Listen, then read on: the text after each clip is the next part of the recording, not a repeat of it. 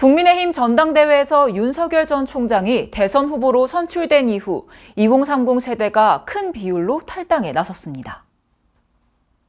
지난 5일 국민의힘 전당대회에서 윤석열 전 총장이 대선 후보로 선출된 이후 첫 주말 동안 2030 청년들의 탈당이 이어졌습니다.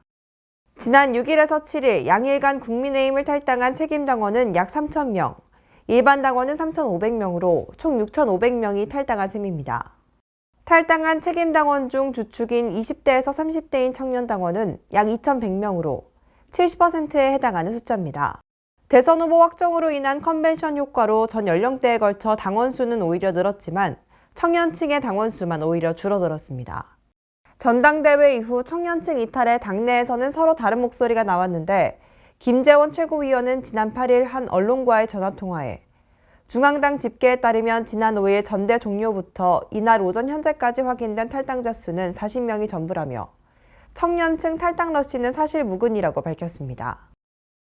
이준석 당대표는 당내 일부 인사들이 2030 세대를 비하하는 언행을 하고 있다며 몰상식하다고 비판했습니다. 경선이 끝난 이후로 당 안팎의 일부 인사들이 2030 세대에 대한 조롱과 비하로 보일 수 있는 언행을 하는 경우가 있습니다. 어제 제가 SNS에서도 언급했지만 그들에 대해서 역선택이라고 조롱하는 순간 돌아올 것은 역풍밖에 없습니다. 이어 이 대표는 개인 SNS를 통해 지난 주말 수도권에서만 1,800명이 넘는 탈당이 있었고 탈당자 중 2030 세대 비율은 75%가 넘는다며 이 수치를 바탕으로 겸허하게 인식해야 올바른 정당이라고 말했습니다. 10년 만에 찾아온 정치 변화의 기회에 젊은 세대에게 40명 남짓 탈당했다는 식으로 조롱 섞인 이야기를 계속한다는 것은 상식 밖의 일이라고 우려 섞인 글을 남겼습니다.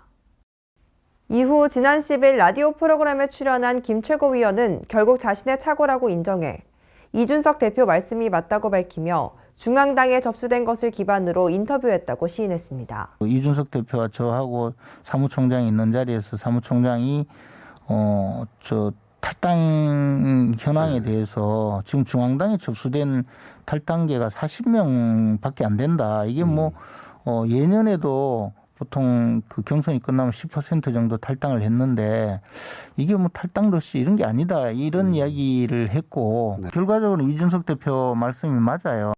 국민의힘 대선 경선 후 2030 세대 당원들의 잇단 탈당을 둘러싸고 논란이 과열되고 있는 가운데 다른 경쟁 후보들은 2030 세대 표심을 얻기 위해 구애 경쟁을 펼쳤습니다. 윤 후보에 대한 2030 세대의 지지세가 약하다는 판단 아래 빈틈을 공략하고 나선 것입니다. 앞으로 진행될 대선에서 2030 세대 표심의 향방이 어떻게 변모될지 지켜봐야 할 것입니다.